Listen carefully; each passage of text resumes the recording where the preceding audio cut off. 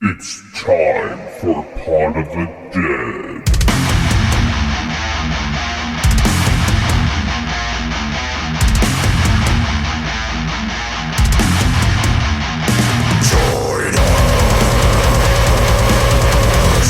Dip the grilled cheese in it, eat it, and then you just throw the fucking soup away. Right. Basically just hot ketchup. Oh, Kind of. yeah. Yeah. All right, and with on that note, hello and welcome to Pod of the Dead, the internet horror film club that nobody asked for. I am your host, Nicholas, and with me, as always, are the two final girls, Stephanie. Hello. And Natasha. Hi, guys. On today's episode, we are covering the 2012 the horror, thriller, mystery, ooky, spooky film Sinister. Before we get into everything, what is your girls' history with this film, if any? I saw it last year, I think it was. Drew brought it to my attention. So this is my second viewing of it. Okay. I knew that we had laid in the basement, probably a year and a half ago, 2 years ago, with all of the children, and we did a double feature. But I did not watch any of the double feature. I watched a movie on my phone and played games on my phone while y'all just watched horror movies. And so this was one of the movies I was playing on in the background. The other one was, what was it? The Autopsy of Jane Doe. Yep, that one. And so I kind of knew like bits and pieces of this just from like peeking up, but I had no idea. I just know literally the entire brood of children were downstairs with us. So our basement was just completely full, and this predates the podcast in that. So like for the longest time, Steph was not a horror person because she would get nightmares and stuff like that watching horror films. Yep. And this podcast is, for the most part, helped her kind of overcome that in a way, I like to think. Yes. And because she's gotten inundated with it and stuff. But did this film affect you at all? Yeah, I would say probably. There's been a lot of stress going on in life right now, but I did literally all night have nightmares all night. Woke up twice in the middle of the night, gasping for breath, and then got up and I was like, not again. And so I tried to go back to bed, and I was like, you son of a bitch. See, the difference is, though, when you're old and you have nightmares, yes, they scare you, but they don't scare you like they used to when you're little. So it's just kind of like, guess my brain's fucking with me tonight. So that's kind of what happened. And then Nick said, when he came in this morning, he was like, you were doing something in your sleep last night because you were just kicking and moving. And he goes, wow. I woke up at 7:30 this morning and I looked over and it was like, pull the blanket, then slam your leg this way, then move this way. And I was like, I was having nightmares literally all night long. I'm sorry, I can't control that. And so she was the Australian break dancer in our bed. Yeah, it was bad. So I'm assuming that's the reason for it. I don't know, but stress added with that movie because psychological movies definitely hit me differently than like a standard horror gloopy film because those don't really do anything. So. Yeah, my history with this film is not too long before, like, it looks like we all kind of watched it in the same time because this movie I passed on a long time ago because I'm not a huge fan of Blumhouse films. This came out like after The Conjuring and stuff, and like I said, back in that time I didn't care for it. I have a new appreciation for that film nowadays. If you'd like to hear our take on that, we've done an episode on it. So I just completely turned a blind eye to it until Wesley and I started watching the Insidious films. And then this one was suggested and he was like, what's that? And I was like, oh, that's Sinister. I know it's a big budget, quote unquote, big budget horror film. Like it got a lot of like press and all this stuff. So we ended up watching it and I was like, all right, okay. And I'll tell you what I think. And then literally the next day was the double feature that Steph had talked about because Wesley was like, everybody, have you seen Sinister? We have to watch Sinister. And so he forced it on everyone and we watched it downstairs and then we watched the Autopsy of Jane Doe.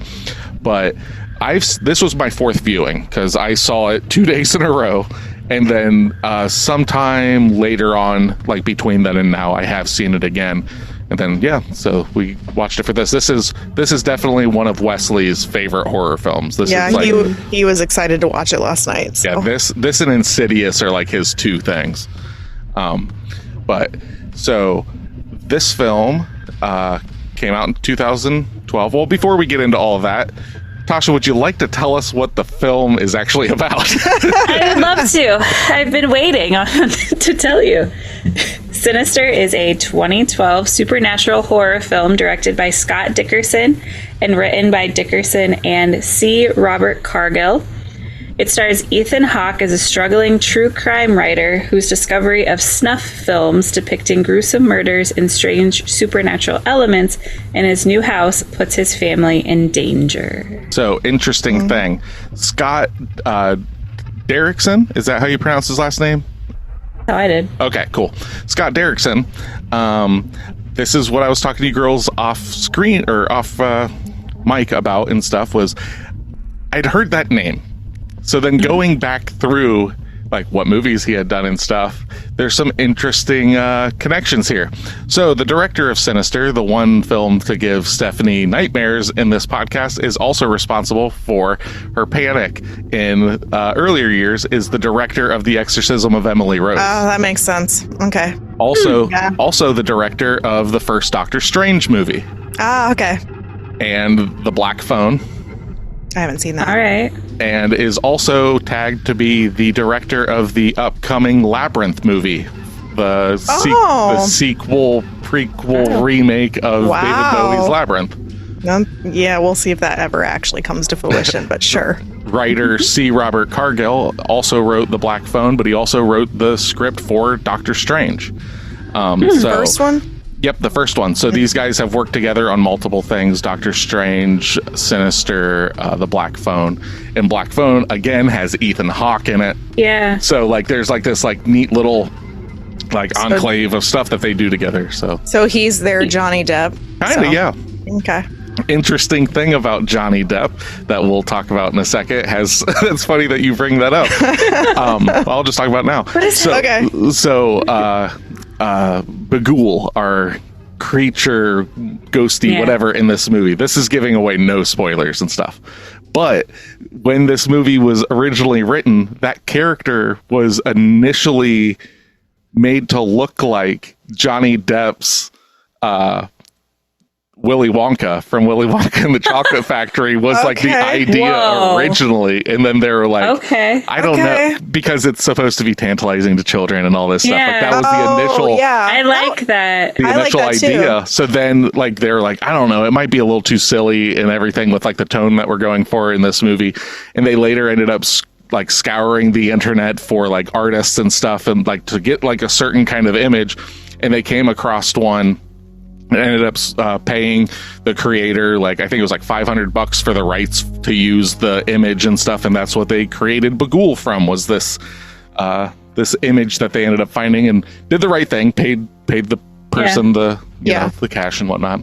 But yeah, this movie also stars Ethan Hawke, which is, at the time when it came out and stuff, like that was a reason for me to roll my eyes. Nothing against Ethan Hawke, but I tend, especially back in the day, if there was like a big star attached to a horror film, I instantly would just be like, this isn't for me, because they're worrying more about getting big star power into it. And then 9 times out of 10, when you get this big star, then they get like plot armor and are safe through the movie and stuff like that. Like that just tends to be the case. But no spoilers. They're the ones using the Apple products in the movies. Yes. Okay. Yes. They're the good guy. They're the good guys. But Ethan Hawke has been acting in film since 1985.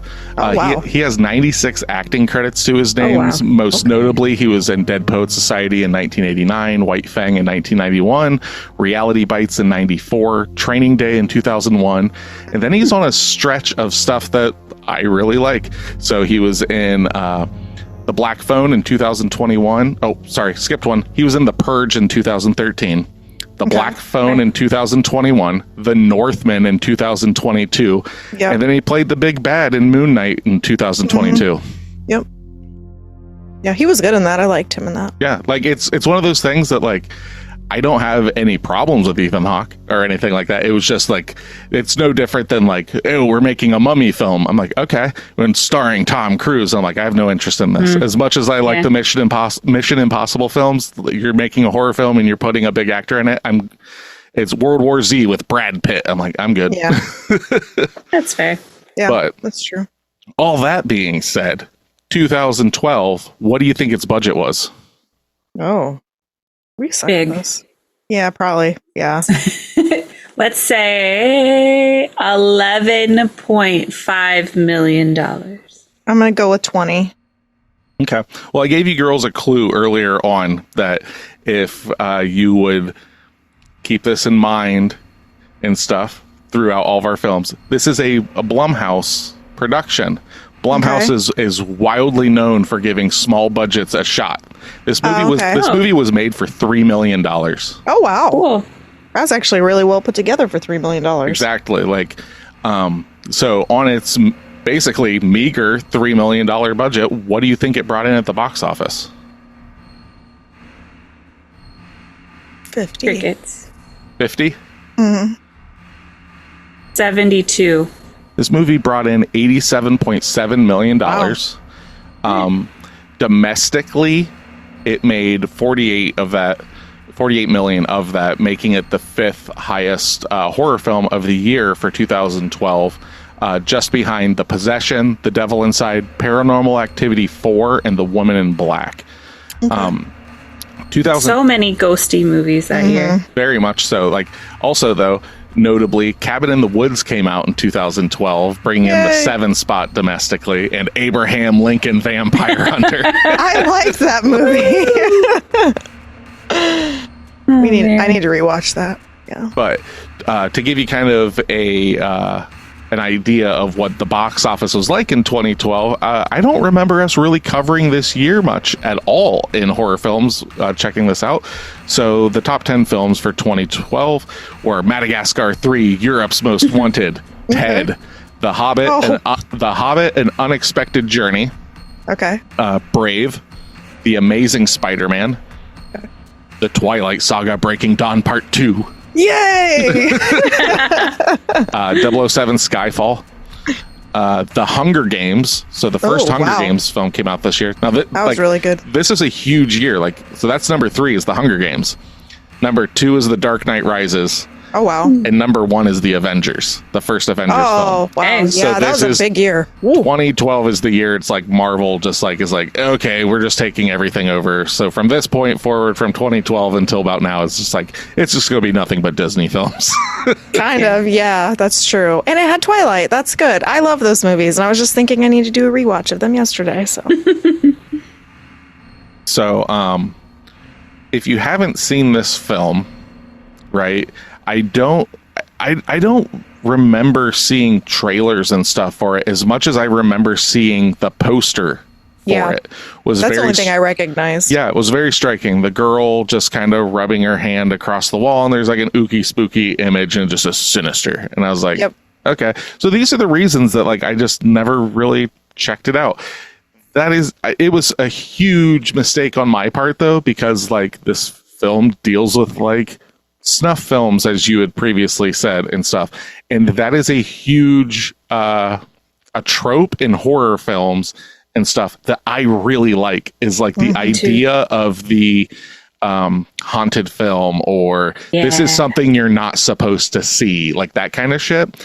So upon watching this and everything, having watched Smile and then like making connections and stuff, this movie made me make some connections and go like, this is something that I'm kind of bringing into my own like watching stuff. It's like, it definitely makes me think of like The Ring meets The Shining, because again, we have an author under certain stress and everything. We have kind of like a red herring. Well, I don't want to give away what I think the red herring is, but yeah, like those are the two big things that I thought of getting into this. So if you haven't seen this movie and those are things that possibly, you know, interest you and stuff, maybe give this a shot. Also, this is another one of those films that was subjected to an unwarranted rated R rating. So there's very little blood in this film, almost no cursing, no sex in this movie, because the filmmakers were hoping for a PG-13. However, they still got an R based on content alone. Yeah, that makes sense. Of course. You're watching murders. I mean, Those videos, yeah. I couldn't imagine this being a PG-13 movie. Involving children, too. Can you imagine, like, taking your 12-year-old to see this and being like, hey, this is supposed to be a kid's horror movie? Right. 12-year-old, too young. 12 years old's too young. PG-13, everybody, okay? I can see myself taking... I mean, Wesley watched this when he was 9, but Wesley's seen some shit. Yeah. But, like, the idea, though, of, like, the topics in this movie being accessible and good for teenagers in general when it's an adult-faced film, that's the way I look at it. So, yeah. I think it could have probably doubled its box office if it were PG-13, though. It definitely. Well, yeah, but at what expense? But realistically, like, okay, so this is kind of going back to The Craft and The Conjuring. Those are two films that should have been PG-13, but were given, like, it's one of those things where, like, yes, the content is R-worthy, but there are so many PG-13 films that do the same kind of stuff, and it's one of those things that it's just like, it's just so creepy.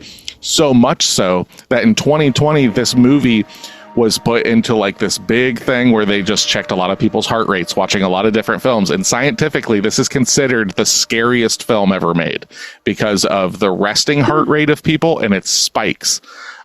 That's cool. Let me see here. I've got it somewhere. Okay. So in 2020, Forbes magazine conducted a study, Science of Scare Project, where the heart rate of viewers were monitored while watching a number of horror films. Out of 35 films, this one won, having the highest average heart rate of 86 and spiking at 131 BPMs. Thus is often deemed as the scariest movie ever made. I don't think it's the scariest movie ever made, but I can see what they're saying. It also has a lot of jump scares. I can see why people think this movie is the scariest movie ever made. Psychologically, it's messed up. Like, the atmosphere that this movie builds is another thing for me that it's just like, ooh, especially when it comes to the music. The music is a huge deal for me in this. It always gets me excited because there's like the sound design and everything, which is one thing. But then during all of the films that Ethan Hawke watches in this movie, there are legitimate bands' music that they went through trying to find some of the creepiest music by different bands and stuff. And they came across like the band Ulver, Judge Hydrogen, Aghast, Accursed, Sun O, and then the one that always gets me is Boards of Canada is playing in this.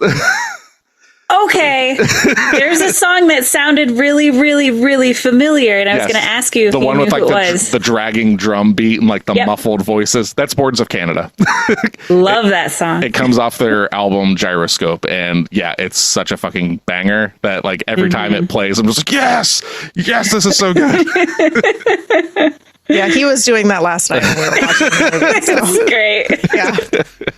Like it's not a cheerful scene that song's playing in, so it's pretty interesting. Well, and it's that thing with like just the muffled voice in the song, and all it's doing is counting. It's like a number station almost, but it's so off-putting, just weird and creepy. So previously, when we covered Smile, we had talked about The Ring, right? And how a lot of people drew lines to it, but the writer and stuff was never saying, it was just like, no, I had these ideas and blah, blah, blah. Yeah. So C. Robert Cargill straight up was like, so I watched the American version of The Ring, had a fucking nightmare about it, about me going up into my attic and finding a film of people being hung, and wrote this film. He straight up is like, I watched that movie, it scared the shit out of me, gave me nightmares, and that's where that's where I always talk about, wear your influences on your sleeve, because if you're going to Rob Zombie it and be like, I didn't try to make the Texas Chainsaw Massacre when making House of a Thousand Corpses, it's like, everybody fucking knows you did. And if you just said, I like House of a Thousand Corpses, I couldn't get the rights, so I made my own film, so many more people are like, good on you. But it's not like the writer of Smile said he didn't have any influences and it was a complete no, I understand that, his own brain. But when there is super specific things, it's just like almost like standing in front of it, just being like, yeah, you're going to draw these lines. Yeah, I was influenced. I always find it weird when there are very obvious influences and people are will not like say like, yeah, that's what I did. Agreed. Because I mean, in this day and age and everything, I always hate it when people will discredit a film just because it reminds them of another film. Because we live in a day and age anymore where every song has been written, every movie, every story has been made, right? Like there is no originality throughout history, correct? Like it's been so long. Now you can mix and mash things together and come up with interesting ideas that you haven't seen, but there's always going to be like, oh, it's, you know, like I said, there's a nod. Yeah, The Ring meets, you know, this or whatever. But some people would just see this and be like, oh, it reminds me of this. It's not original. Fuck this movie or whatever. Gotcha. Which, I mean, I was kind of like, that's kind of how I came off, I think, maybe when we covered Smile. But at the same time, it just wasn't good to me. And I'm not going to smash on Smile the whole time. If you want to listen to that, just go listen to the episode. But it's the fact that these two films somehow came back to back in our lineup that there's a lot of comparison in my head to the two. So, okay. But you had mentioned previously stuff about the jump scares and stuff in this film. A lot of that stuff was actually not written into the script, but Jason Blum, the owner of Blumhouse, insisted on it being in the film because it tests well with audiences and stuff. So he wanted it to be more jump scary and stuff like that.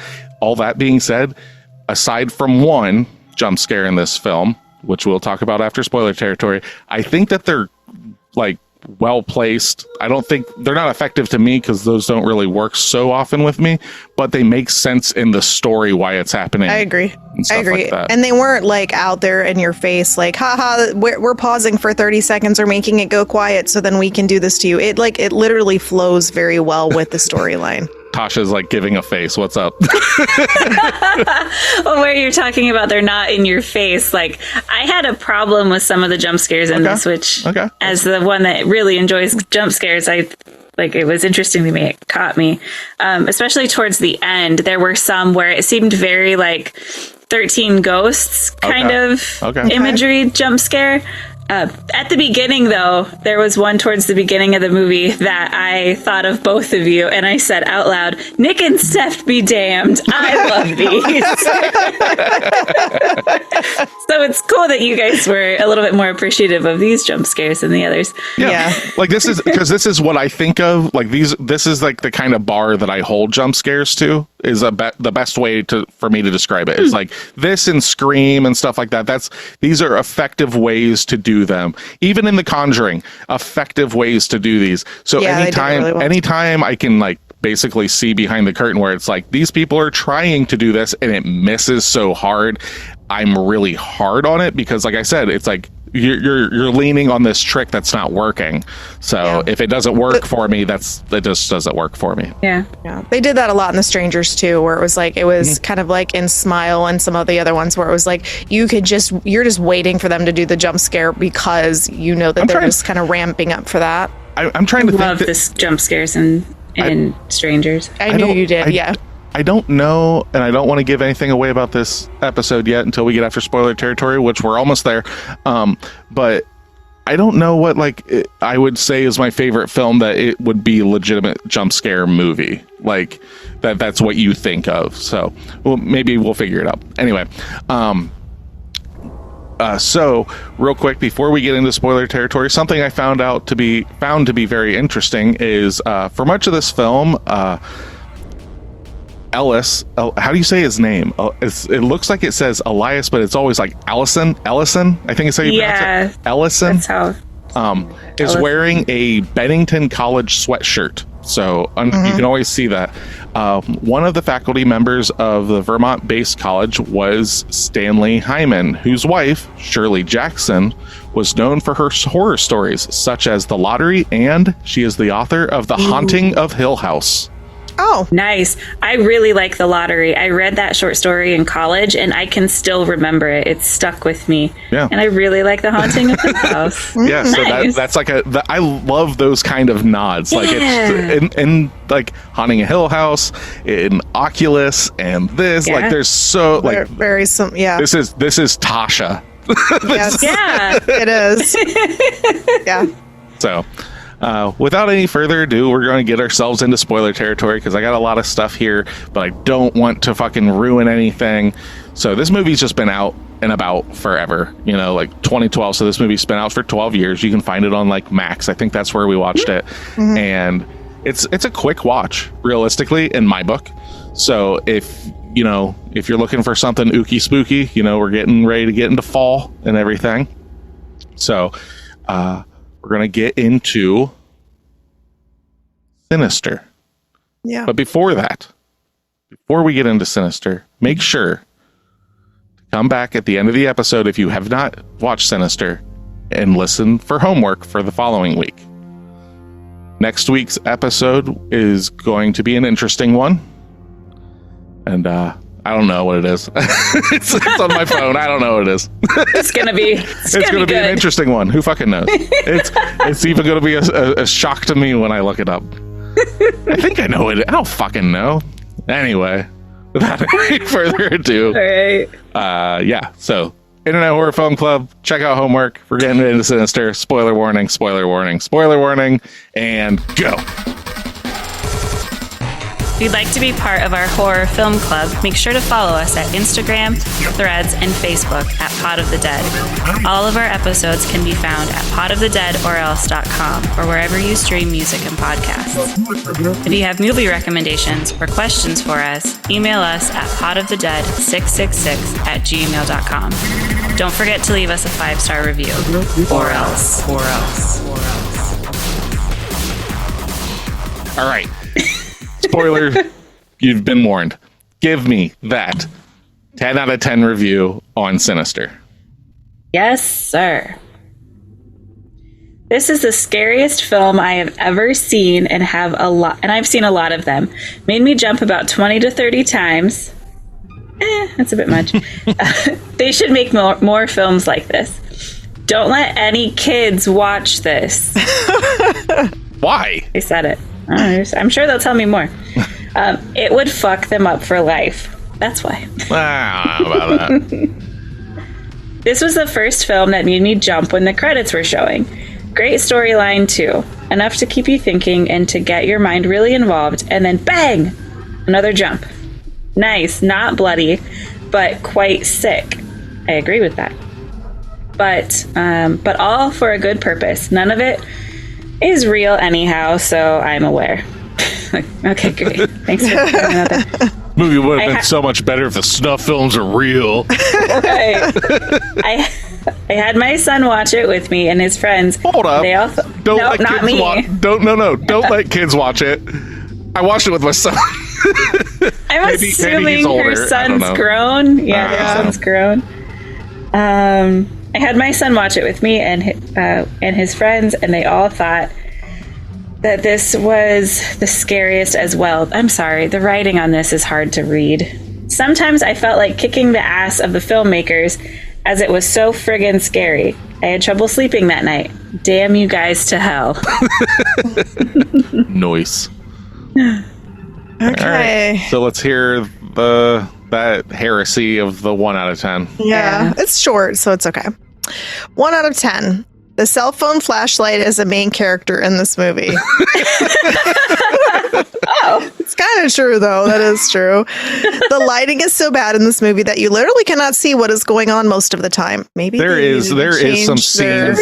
Yeah. There are some. Well, there's some scenes that are like in the daytime that it's so dark that I wasn't sure if it was our TV. Like, because like when Deputy so-and-so shows up at the front door later in the film, like not the first time, he's standing in the doorway and you can't see his fucking face. You can't see Ethan Hawke's face. I'm just like, God damn, it's daytime and it's dark as fuck. Ethan Hawke walking around a dark house with the light from his cell phone is not scary. How anyone was remotely entertained by this movie is a joke. All of the positive reviews on here must be from the marketing team. The only thing that was done well were the creepy 8mm films that Hawke watches to research the murders. Seems all of the budget went towards the plot device, but not the film's actual plot or filming of the movie itself. I've never really cared for Ethan Hawke, so if you're not not a fan either. Definitely do not waste your time with this one. Snoozer. And I thought extremely predictable from the moment you see the daughter painting on the wall in the beginning and the other children's drawings later on. Duh. I think, well then, I think one of the things that probably did the movie a disservice in that sense of like the daughter painting and stuff is that they made that the poster. right? And stuff, which it's a cool poster, like I'll give it that, but it definitely fucking kind of, gives away the plot. Like, oh, this is probably the one, because they set up the whole fact that it's probably the son the whole time through the movie. Yeah. That he's going to be the one that's affected and all this stuff. Yeah. Because there's two like red herrings in this film that I think, like the son, I think they set up that he is the problem that's going to be happening. And then the other red herring is that I think they do a really good job. I don't think I've ever seen this happen in a film where the red herring is that we're dealing with an unreliable narrator in the drunk husband. So like they're making it seem like maybe it's not happening, maybe it's all in his head and stuff, and they swerve on that. I think that's kind of reminiscent of The Shining also. Yeah, in a way, Yeah. but that kind of, because it's the drunk, like under pressure author. Well, like the Secret Window kind of does stuff like that too. Yep, Secret Window does that. But like I'm trying to think. I don't think though, like watching The Shining and watching Secret Window, that like the first time that I watched this, I was biting like maybe it's not happening, maybe it's him. But like in The Shining and Secret Window, it is them. You know what I mean? Like where this movie like does it the opposite way and I stuff. see. Like that's the thing that like I don't know, and I could be wrong. There's probably, like I said, nothing's original. It's just a matter of what you've seen, right? So you can only draw those lines. But like I really like that, like where you're watching this guy lose his mind and stuff, dealing with all this stuff and the pressure of trying to get his 15 minutes of fame again, which I think is really cool. Like I like that because I like how they build this character through like seeing just how selfish and egotistical he is, but it's not just expository dialogue, which we do get that later on in the film. But for some reason, I'm able to turn a blind eye to that for service of the film because I can't figure out a better way to get those points across. But I like how they do that and give us character development of Ethan Hawke's character. Yeah, because the motherfucker literally moves his entire family without telling them into the house of a murder house. Like, who in the fuck does that? And then it like shows you the fucking tree. And I'm like, does this motherfucker really do this? Like, he really did. And then you got these cops like fucking, that was weird. I like the whole like, I don't want you coming into my town. Like that's like very Midwestern small town, like, fucking ego shit from police officers. And it was just weird. Like, we don't want you here because you've done this before or whatever. It makes sense. And I think they kind of give it to you in a way that it makes sense. Cause like right off the bat, it is kind of like, what the fuck? Like the first time that you really see Ethan Hawke, he's dealing with the sheriff, right? Like that's kind of like the first time.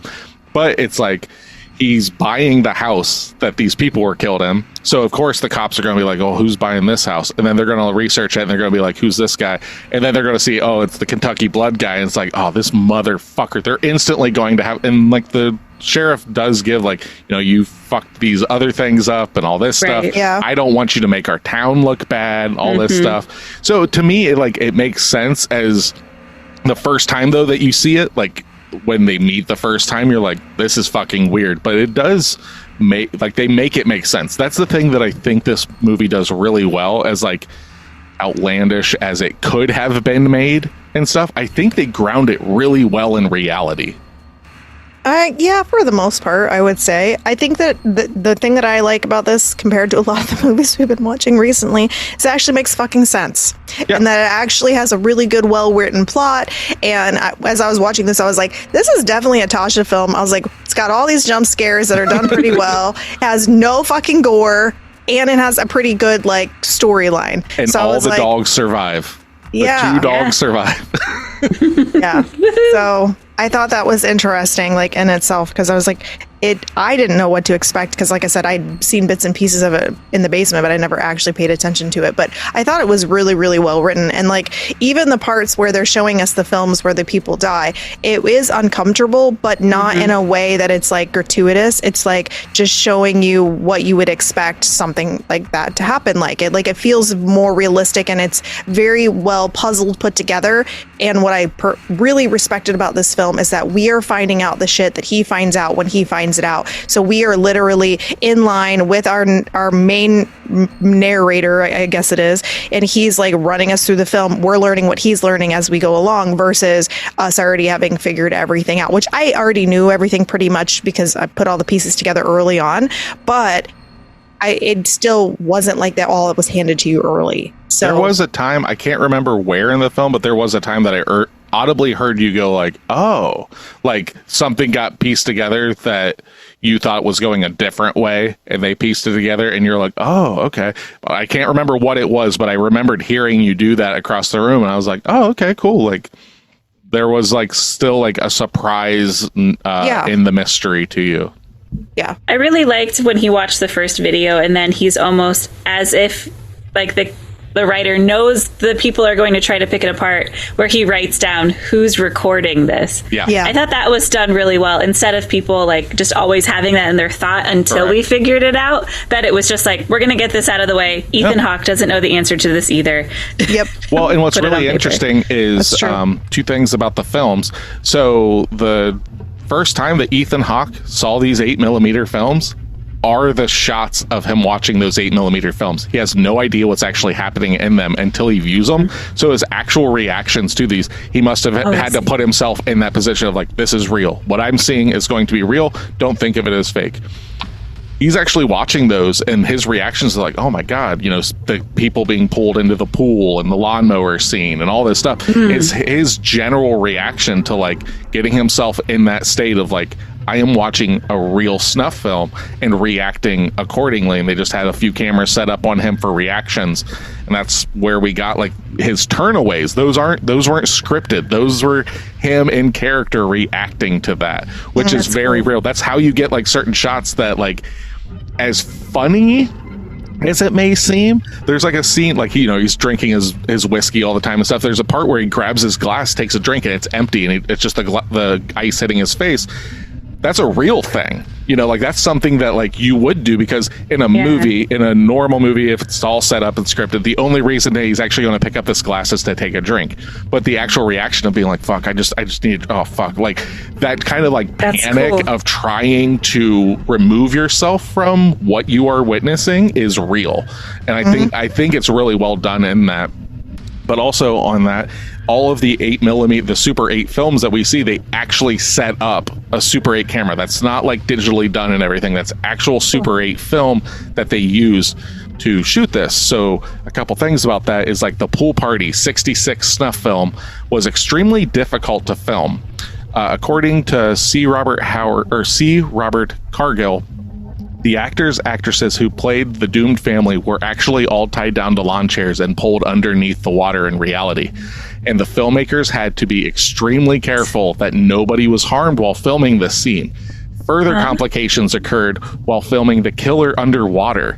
Nicholas King, who played Bagul, had to wear weights and stay underwater for several seconds while he filmed. Since the scene was filmed entirely on Super 8 film, care had to be taken to ensure the camera was properly rolling, that the cartridge and the light meters were working. Otherwise, the scene would have had to have been reshot numerous times. So what you are seeing is what they did. It's not CG'd.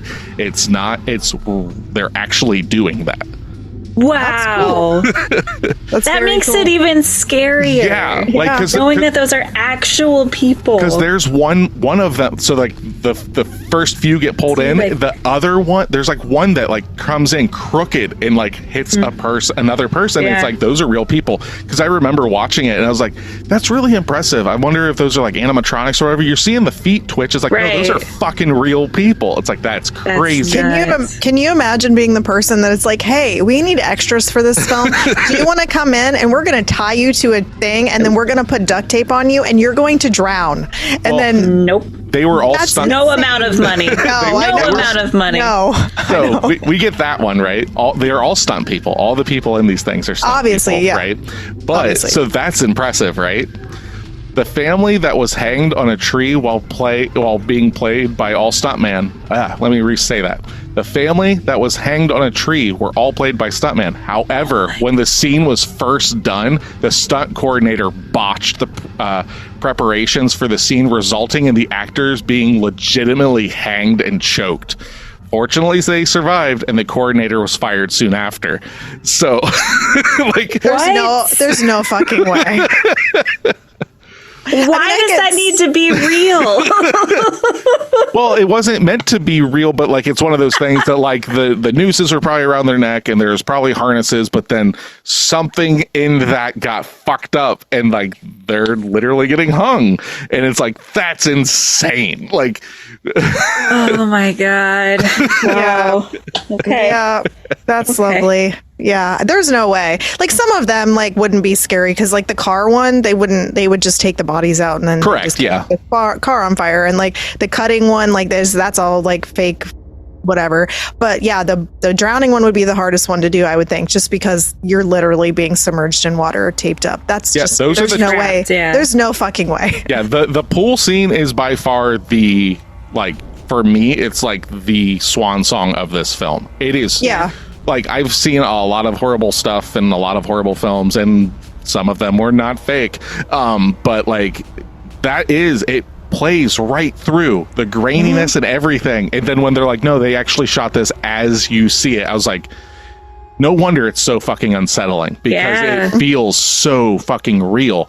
And that's the thing that, like, kind of surprises me when people will like legit just shit on this film. I can understand you thinking X, Y, and Z is, you know, like, this is kind of bullshit and this kind of bullshit, but the effectiveness of those snuff films is crazy. And the way that it's put together, though, like the whole like hidden box in the ceiling in the attic, and then like with the scorpion thing that's played in, and then when he goes upstairs later on in the film because he hears noises, like it's constant this paranoia that gets built up in the film that I thought was done really well as well. And he goes upstairs, and then there's the levity afterwards. He falls through the ceiling. That was weird because I did not see that one coming. But then the police officer's there and he's like, yeah, was the thing open? No. He's like, you probably just have, you know, squirrels or whatever in your attic or whatever. And I was like, and he's like, squirrel. And then the whole, well, they don't have feet. Well, this one, snakes don't have feet. I like that part. I know. It's like talking about the scorpion. He's like, well, scorpions have feet, but they're not big enough. You wouldn't hear it like you would a squirrel. Yeah, I know. And I was like, that was a cute, like funny, like this guy was kind of like the mopey, dopey kind of like police officer. He kind of reminded me of like Deputy Dewey kind of from the straight up. And but at the same time he was like very endearing, and then he ends up being like extremely helpful in this movie. Like he ends up like, hey, I want to help you with your whatever, and he's like, sure, you can find this information out for me. And he was actually like he's the one that puts it together. Like yeah, he's the one that but going back to what you're talking about with the scorpion and the snake and stuff, it seems a little like when you first see it, you're just like, scorpion, snake. And they show you like later on in the film, there is some like imagery of a scorpion and a snake in that. Yeah. What that is, though, is that in the scenes where the scorpion and the snake are shown in the attic, these are two of Bagul's forms. That's actually him. Oh, there. Okay. That's what those pictures are depicting in where we get our huge expository dumps from what's his fucking name? Professor. Yeah, Vincent D'Onofrio. You know, Edgar from Men in Black. Yeah, I didn't think that his stuff, though, when we got, like, he came in and there was 2 different times he was talking to him about, like, the things that, you know, because he reached out to him and was like, I need information. And the police officer was like, it makes 100% sense. And I understand that you look at it as, like, exposition dump or whatever, but it's not really, because it would be the same thing that, like, hey, I'm trying to put all these pieces together. Can you please give me further information? And he's like, yeah, this is the stuff that I know. And then you also have the police officer. So it's not coming from all in one person. It's coming coming from Ethan Hawke's character. He's piecing stuff together. Then you have the police officer who's doing actually kind of the heaviest lifting. And then you have this professor guy who has like specific knowledge in cults and stuff. Yep. And so like he comes in because of the police officer and is like, yeah, these are the things that I know. And so I felt like that was like really well put together in the sense like you're not getting all your information from one person. They're actually kind of collabing together to get like, oh, well, let's put all these pieces together. And then now we're coming up with a stronger narrative. And when we first started watching it, I didn't know if this was just like an old person wearing a mask through all these years, or that they had like, it was like a cult where it was like one person initiation, then they do the bad stuff, and then the next one comes in. So you don't really know that until you get further in the film and you realize this is actually like an entity that is from like ancient whatever, that that's Babylonian actually times and stuff. Yeah, that's actually doing all of this. Is that creature though a real thing, or is this just fictional for this? It's pieced together from like pagan and all sorts of different things. It's not like one-to-one for any one specific one. They just kind of pulled from a lot of stuff and everything. And basically Bagul translates into boogeyman. Like it is the boogeyman for the most part. It's not like Bagul is a specific deity, because they were originally, when creating the script and stuff, it was just this demon and everything, and they're like, well, we don't want it to be tied to any religion, so that's why they went with like the pagan thing, where it's just like who knows who followed this thing or whatever. And it's kind of like the whole thing of like the sun god and this and that, and there's all these things. And I love the whole idea. It's the only point in the movie where I could see someone just going like, oh no, while watching it, is when he's talking to the professor and stuff. And he explains that, well, people believe that like he lives in the images and all this stuff. And anybody that's like witnessed these and stuff, that's just, it's not like an actual opening the door, he steps there, but it's like, now that you have seen this, he's in you, like he's around you. And I fucking love that idea, because it's like, it's too late. It's far too late. You've already done this. And it kind of ties back to the whole idea where the wife consistently is like, what's the rule? It's like, we don't go into dad's office. And like, what's the rule, honey? It's like, keep the office locked. And that is how the daughter ends up seeing the film, which then it's like, oh, okay, I got my hooks in this one, and we're going to continue this on. Yeah, that's true. And like, he was sabotaged into essentially keeping his office unlocked by kind of not realizing what's happening, falling asleep on the couch like that. So he was like set up to make it so the daughter would go in there too. Yeah, I think like it's all just like really good writing in my book, like, which I don't expect from these kind of movies. That's why I like this movie. But so going back to like, I'm just going to talk ad nauseum about the Super 8 stuff. Like, it's so fucking it's good. The best part of the movie. It's 100%. What makes it what it is. 100%. So the Super 8 snuff reels in this movie aren't unlike many of the snuff reels that came up in the latter half of the 20th century. The Super 8 film format was introduced in 1965 and allowed amateur filmmaking to be much cheaper and easier for the average person. But unfortunately, this also meant a great amount of snuff reels, most of them fake, started surfacing as urban legends and in banned movies such as the Faces of Death series. Most real snuff films that featured actual murders were never revealed to the public and have been confiscated by police as evidence. The John F. Kennedy assassination was caught on a regular 8mm camera by an amateur filmmaker as an unintentional murder film and revealed to the public. Since then, it has been subject to several documentaries and conspiracy theories. This movie's snuff reels were made to look like the 20th century murder films on purpose to fit the story, which questions who the people behind all the snuff reels out there actually were. So like, it took that idea of like I remember that stuff when I was a kid, like the urban legends of, well, I grew up in horror, right? So like when they're talking about the Faces of Death, it's like I saw that when I was very young, which some of that has like real death scenes in, but then also fake death scenes, a lot of fake death scenes, but I think there's like one that's a real death scene. And you don't know like what it is. Like it's not marketed as there's real death in it. It's just No, it is marketed. There. It's marketed 100% that these are all real. Oh, and this is a produced movie? Yes, and no. It was a big thing when we were in school. Yeah, All the kids would talk about it, and it would be like, "Yeah, there's this Faces of Death," and then, "Have you seen this movie?" And it was, middle school definitely. And it's just there's no narrative to it. It's just here's someone in an electric chair. Here's this. Here's that. Oh fuck! Yeah, it's really it's really fucked up. Like, now I can't. I'm not. I saw it when I was young. I have not rewatched it or anything. I know that there's a lot of debate on whether any of it was real or that whatever, because the big thing was that it was marketed that it was all real, and most of it wasn't. But if I remember correctly, I think there is like one or something like that. Yeah. But I could be wrong. Like I said, I've not watched it in 30 years. Well, not 30. Jesus Christ, I didn't watch it when I was 8. I'm a pop. But those are the films like that I remember seeing, going to the fucking like rec center or whatever it was fucking called, the movie store that was in town, and you just see like this fucking crazy cover and this one. And I vividly remember the Faces of Death cover and stuff. Gotcha. And that was the one that like is straight up. There were very few films that you were not allowed to get as a kid. Yeah. Like I could rent whatever.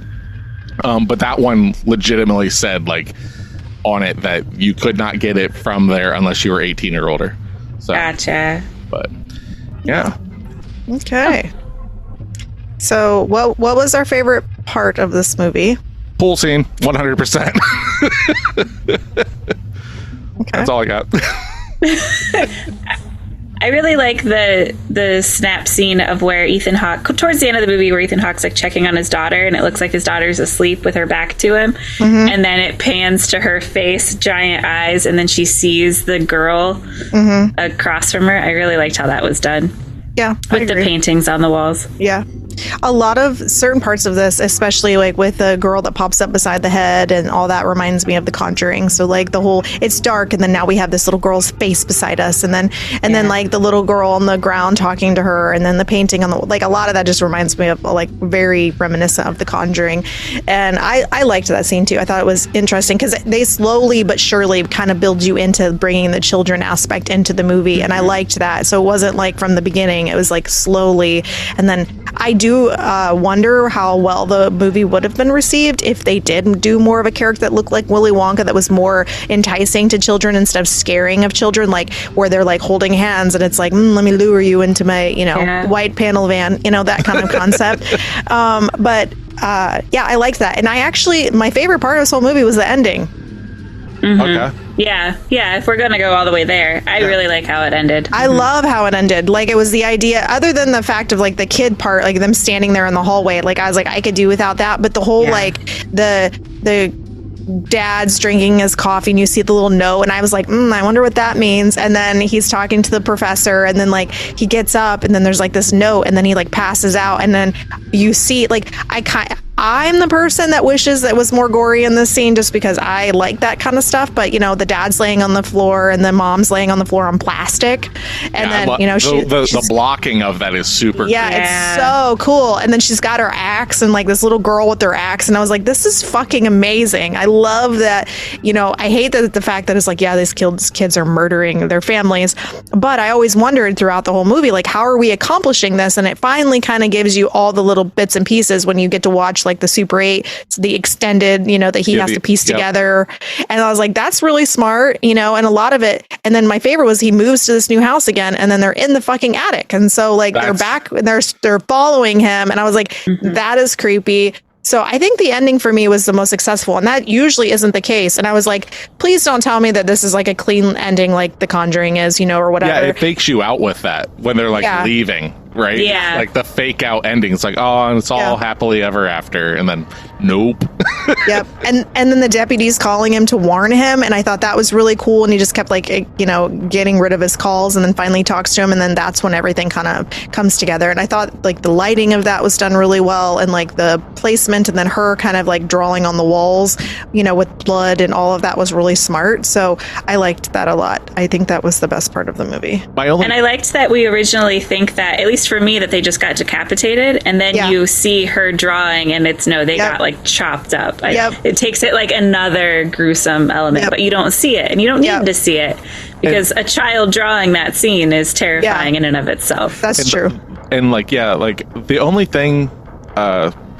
Okay, so in that scene, with all of that and everything, when she's like, dragging the axe and everything, like there's something very visceral and scary, like of someone that weighs about the same as the axe they're dragging. Like, how are you gonna fucking do this? But like the line that I think is fucking great is when she's like, "Don't worry, Daddy, I'll make you famous again." That's so fucking up. Like it's so sinister. Like the name is right. It's beautiful. Now my problem though is like that's all good. I absolutely hate though the whole like let's all just like look down at the camera and put our fingers up, and I like the idea of them disappearing. The tilting of the head of the kids on the film I don't like. The tilting of her head though I do like, because it's the reveal of him being there. I'm fine with that because that makes sense. I hate the idea of like, what's weird, it's the same idea with Smile. What's weird when people tilt their head? It's like fucking stop. It's not weird, it's not creepy. But like that's my biggest like cringe of this movie is that, and then like the way like that one scene where the girl's face comes up next to his, I think that's pretty like I agree, it's kinda, but I do like when he's like going through the house and like the kids are like running around, how they're so much slower. It's like they're almost underwater and stuff. I like that. It's not so much that I like the way the kids look, but their actions and stuff.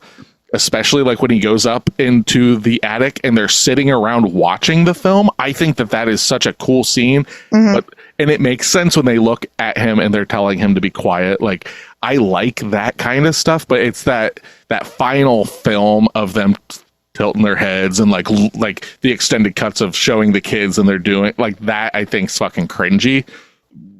Excuse me. But like there's so much that I legitimately love about this movie that it allows me to like, I mean, the pool scene exists.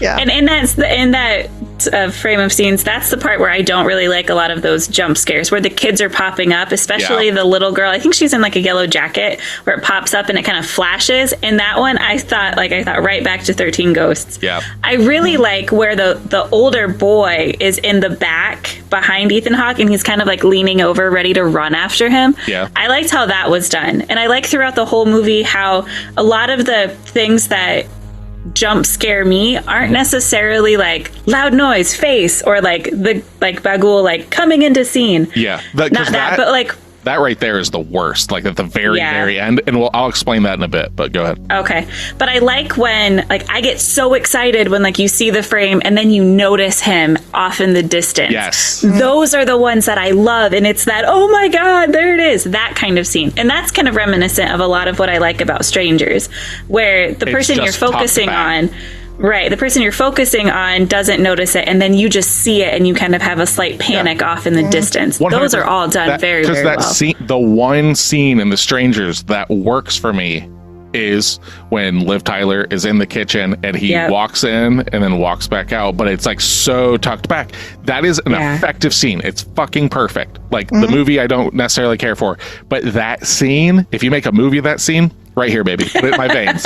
That's so good. And yeah, the idea of like you're watching the movies, you're watching the tree limb fall and all this stuff. And then as you come in a little closer, there's this guy in the back. And then over here, there's this guy in the side room. And then there's this guy that's over here, the guy under the water. Like, I love all of that stuff. I love how they make it where, so he's watching the Super 8 film, but then the first time he sees him under the water, he's got to pause it and look. But actually, what would actually happen is the bulb light would melt the film. So now he's like, well, fuck, I'm going to record this on my camera. It's not, it makes sense. There is a reason he's doing these things. And I love that. And I love the fact that he's just like, fuck this. I've already seen it. Just throw it all away. Throw it all away. It's, like, it's too late. It's fucking too late, dude. You've seen it. And I liked when he's talking to the professor that the professor doesn't know his whole story. Correct. Because he's just giving the information about this deity. But then, like, how the professor gets confused, like, what kind of book are you actually writing? Because Ethan Hawke is, like, losing his shit. Yeah. Because now he's looking for help for himself. And the professor's just like, this is just the information, like, objectively speaking. What is actually going on? Yeah. I thought that was really cool. And it's one of those things where, like, right off the rip from it, he sees the first film, he calls the police. He could have fucking, like, I don't know if that would have helped anything, right? But maybe, who knows, right? But you just see his ego from that point on, where it's like, no, I'm going to be famous again. I'm going to have my 15 minutes of fame and all this stuff. And then, his daughter makes him famous. Yeah. Yep, that's true. He gives up the book, they move away, and then it doesn't change his fate at all. Yeah. Nope. And then the house thing was interesting too, about like the address thing, where it was like, well, they used to live in this house and then they moved to this house, and then like they were all connected by where they lived. And I thought that was kind of cool, where it was like, well, because then it actually ties things together as to making sense as to why they're all connected.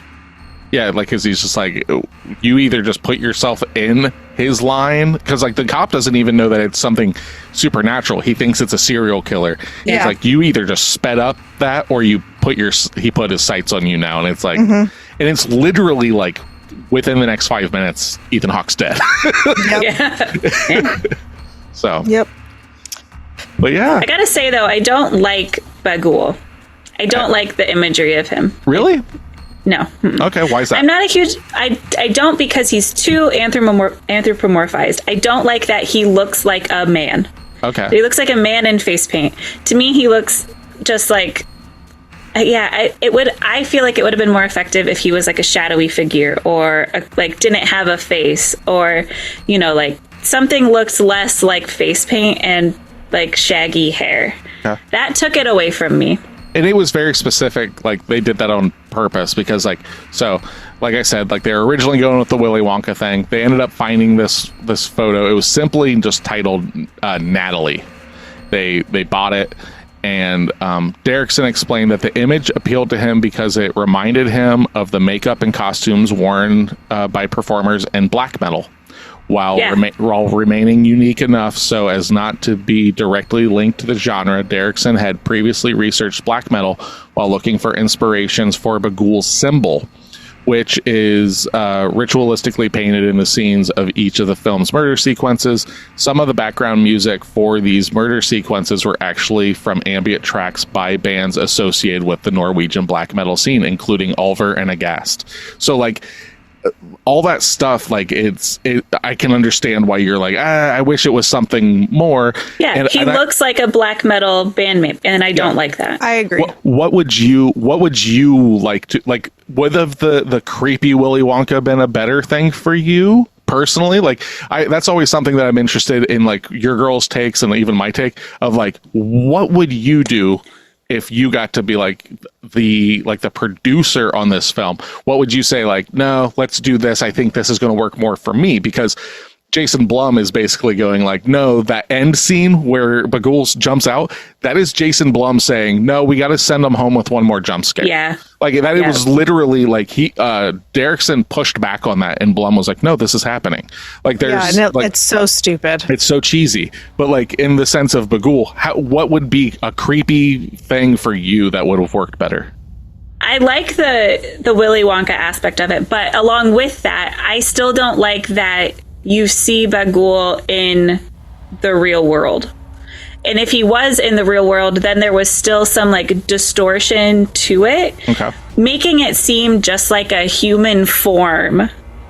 I don't necessarily care for. So if it was more of just like a shadow, it would work better. Yes, yeah, more wispy, more not tied, not concrete, not tied in reality. I like it when you see it in the videos. I like it when you see it in pictures, because there's still that detachment of reality. But when it's in reality, when he shows up and he looks like a guitarist from Slipknot, that kind of bothers you. That's exactly that what it doesn't do reminded it me of. for me. Yeah. So like if it was like a hyper stylized Willy Wonka, but still had like some odd characteristics to the limbs, or to like if parts of the clothing are still like wispy, like the kids were. How the kids look like they're in a different, like a different realm of reality. I like that, and they didn't do that with him. He was like grounded in reality when he like isn't in the videos. Yeah, I agree. It looks like a Mudvayne character in the thing. So, but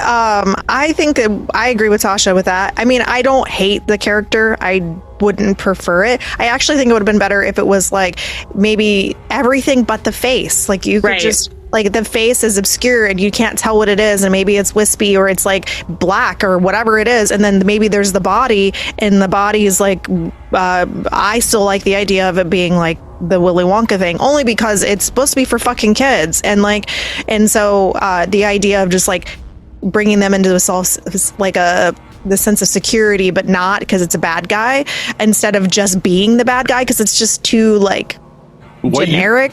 What you girls are asking for is literally Slender Man.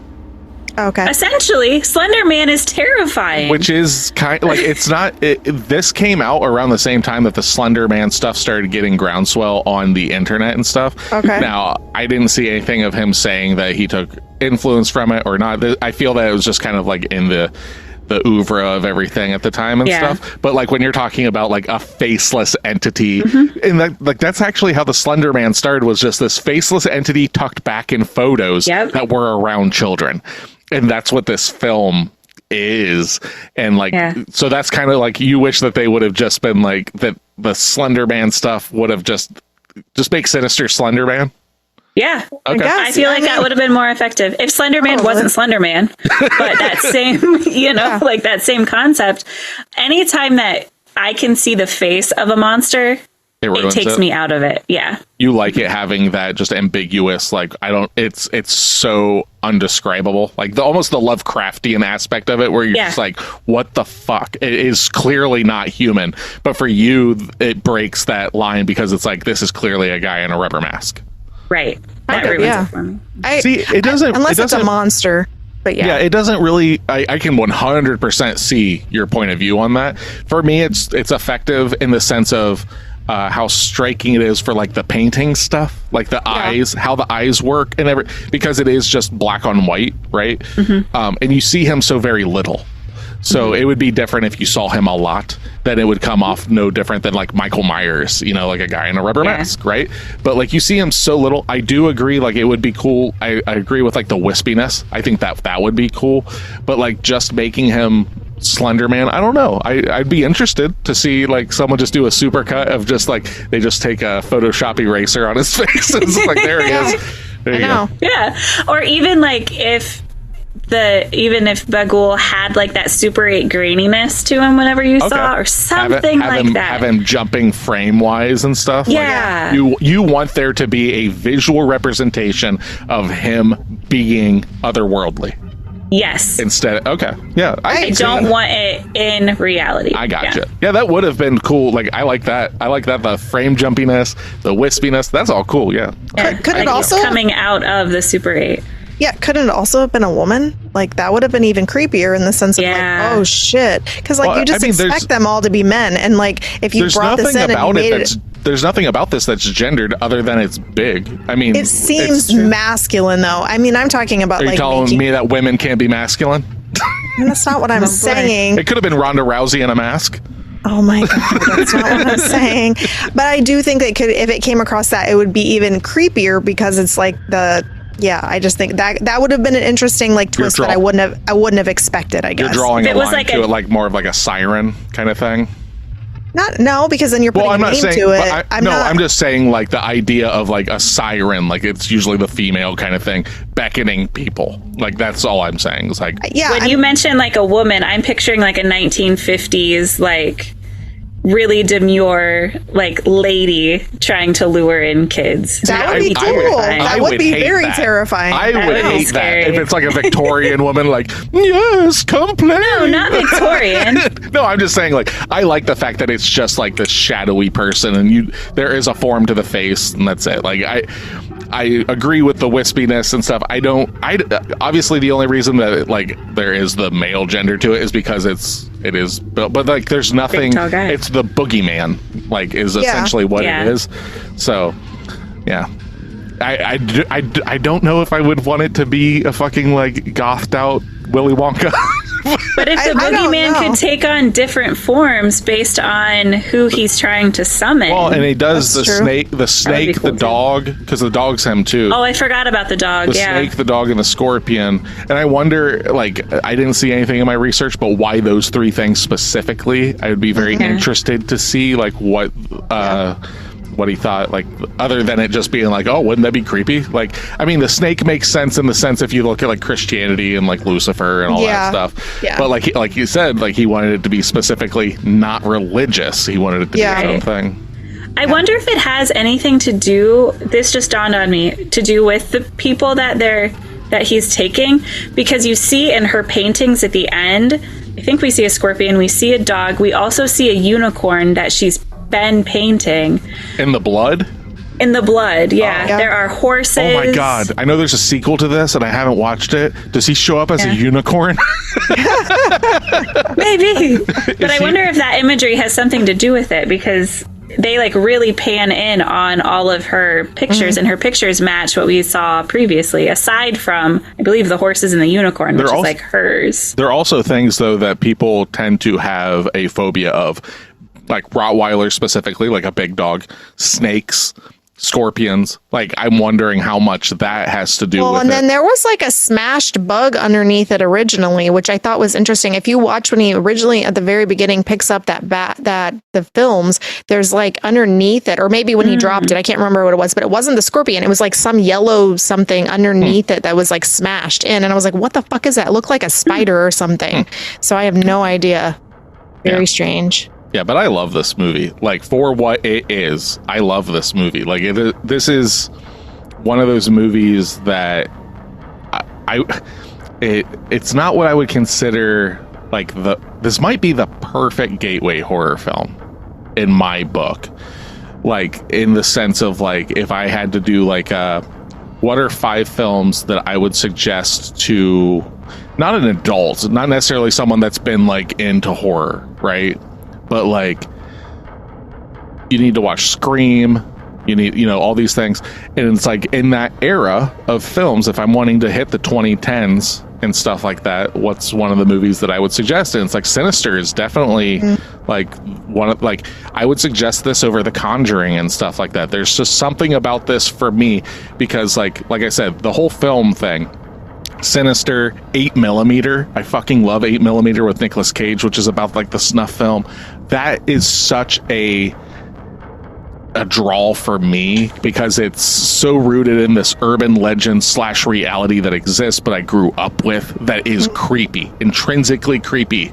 Yeah. And this is one that I'd be like, if you haven't seen Sinister, you gotta check it out. Like, I think it checks a lot of boxes. It's got the jump scares for people. If that doesn't work for you, the Super 8 stuff is creepy. I think Ethan Hawke and all of them do fucking great. The relationship of the husband and wife in this, the conversations when she finds out that they're living in the fucking house, and he's like basically gaslighting her. Well, you just asked me if we lived 2 houses down from it, and I didn't lie. He's not wrong. That's true.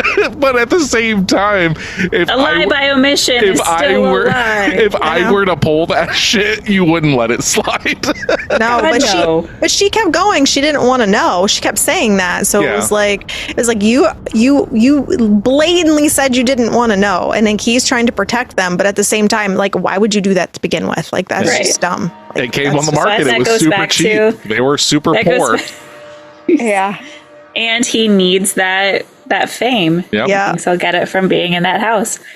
Doesn't matter what his family goes through. This is for him. Well, and I love the way you are, like, the opening of the film, you see the hanging scene and everything, and then like, the sheriff's just like, and this is in bad taste.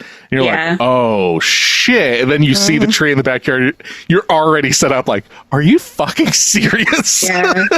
Who does this? I know. Ethan fucking Hawke does. There's so many times in this film, like, where he would do something. It's like, we've all been there, Ethan. We've all been there. Like, he's like seeing some shit. He just pours himself a drink. It's like, been there, dude. Falls through the ceiling. We've been there, Ethan. Well, and that I think that was another scene that happened that Steph was like, okay, I was wondering when he falls through the ceiling and stuff, and it cuts to like the cops there, like bandaging him up.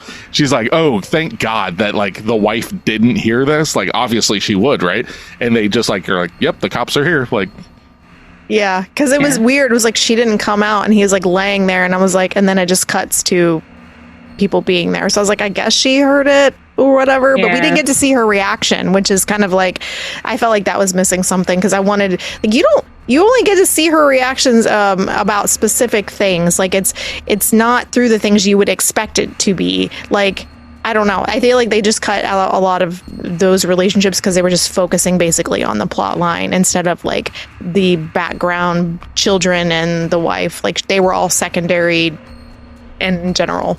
yeah. And I feel like with that scene, if we saw her reaction, it would kind of just be like beating a dead horse, because she's, why the hell are you up in the attic in the middle of the night? Like, it's just going to be more of that. And that's the thing about this movie. Another reason that I would suggest it and why I like it is it's tight. It doesn't, there really aren't many scenes that I can think of that's like, you could have thrown this away. You know, like we've had so many films where it's like, what the fuck? Just come on, let's move on. This movie just keeps going and keeps going and keeps going. The only times it ever lingers is when it's on its high peaks. It's showing you the films. You know, those are the times it lingers. Anything beyond that, it's just keeping the narrative going. So, yeah, it's true. All right. You girls want to get into review territory? Yep. Sure. All right. I'll start it up because I've already been kind of waxing poetic about this. So what do you girls think that I'm giving this movie? 7.5. An 8. I'm giving this movie an 8.25. Oh, dang. Yeah, this movie, I said it like once we finished watching it. This is the fourth time watching it. I was really interested to see if it was going to lose its luster. I still had a fucking great time watching this movie. Like, it's very rare for me to enjoy this kind of horror film, and by that I mean specifically, like, I'm not a big Blumhouse fan. I know a lot of people like it and stuff, but like I appreciate what Jason Blum does by giving small budgets to interesting ideas and just seeing what happens. I 100% like respect that. It's just that a lot of those films just don't really do it for me. This one does, though, because it's about shit that I find interesting. I think it's done really well. I wish Jason Blum would have kept his fucking hands off of it, though, and not given us like that stupid ass jump scare at the end, because that really cringes me. But like, I can't. 8.25 could seem a little high, but there's just something about this movie. It's got some intangibles that it just works. It's the atmosphere, the music, the fucking Super 8. Ethan Hawke fucking knocks it out of the park. The kids are fucking good. The wife's good. The cops are good. There's not a fucking bad actor in this movie. It's written really well.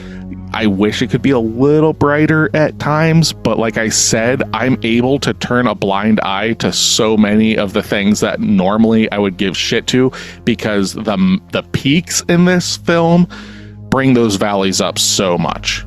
So yeah, with that, I'm giving it an 8.25. Okay. Cool. You gonna go for it, Tasha? All right. What do you think I gave it? I think you're giving this movie an 8. I think she's giving it a 7.5. Steph got it. I'm giving it a 7.5. So this is the second time I've seen this movie.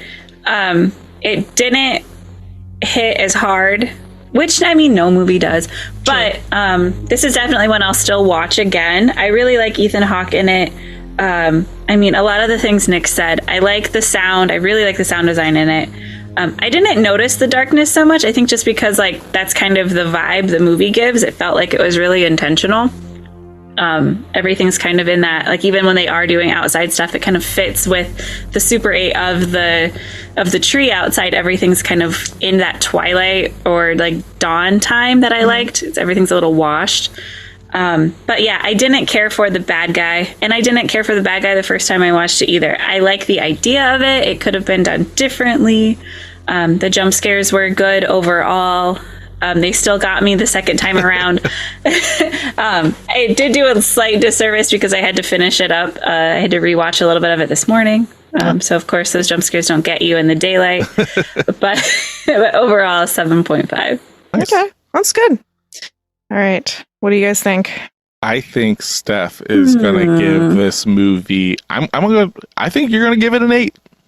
Okay. I think you're going to give it a 7. Tasha's right. I'm giving it a 7. Okay.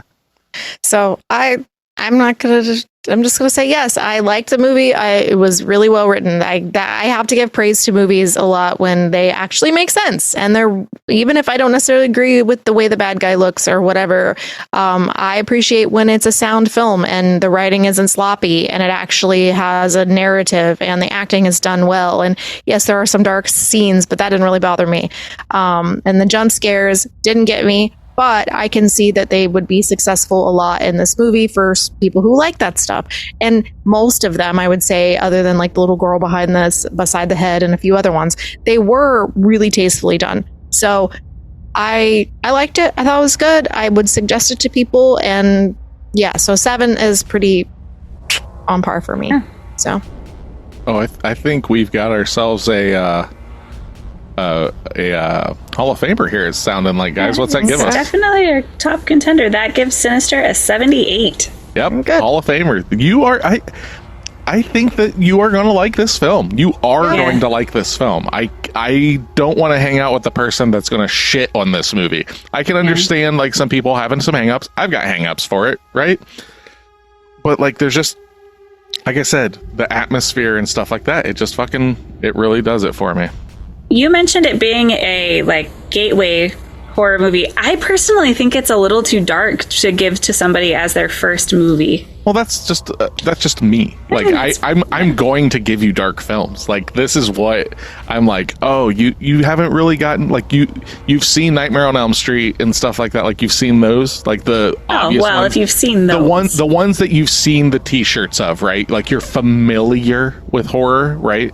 I'd be like, well, then you got to see Sinister. Like you got to see it. Like, is it the best horror film? No, but I guarantee you that I think it's a safe movie to give you that you're going to like because like I said, like it's gonna, like, even if the jump scares don't get you, it's at least interesting enough and all that kind of stuff, where other films, like if you're not into gore, you're just not gonna like it. Or if you're that's like, fair, right? yeah, like Terrifier 2. If you don't like gore, you're not gonna like it. If you don't like jump scares, you're not gonna like Smile. If you don't like, like that's kind of the thing. This one is one of those movies. I'm not saying that it's like Scream exactly or whatever, but I would fucking be like, these are 2 films. I can't off the top of my head think of like other ones that I would suggest, but like you want to see a 90s slasher film that's going to do a good job, it's going to be Scream because it's going to check a lot of boxes.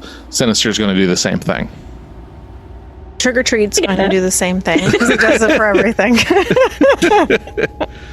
I just like that movie. So anyway, for next week, it's homework time. Okay. Next week is a film that I basically did a test for you girls to come up with a movie that you wanted to see, by giving me like time frames and feels and all this stuff, and that's why we are going to be covering The Babadook. Okay. So I believe it's streaming somewhere off the top of my head. I'm not sure, but what do you got? It's on Netflix. Okay, cool. Yep. So yeah, that's what we're going to be covering, and we're inching closer and closer to our 50th episode. Woo woo! So you've been with us for a year about now, guys. I think we've Thanks for hanging on, guys. Yeah, I think we're at our year of our first episode actually coming out as of this episode coming out.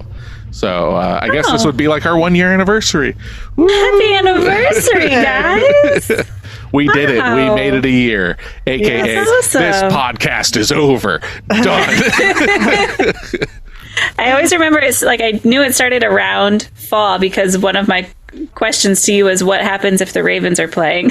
Yes. Like we can't. We're coming back to it, baby. Yeah. So for Pod of the Dead, I am Nicholas. I'm Stephanie. I'm Natasha. Come back and listen to us. Or else.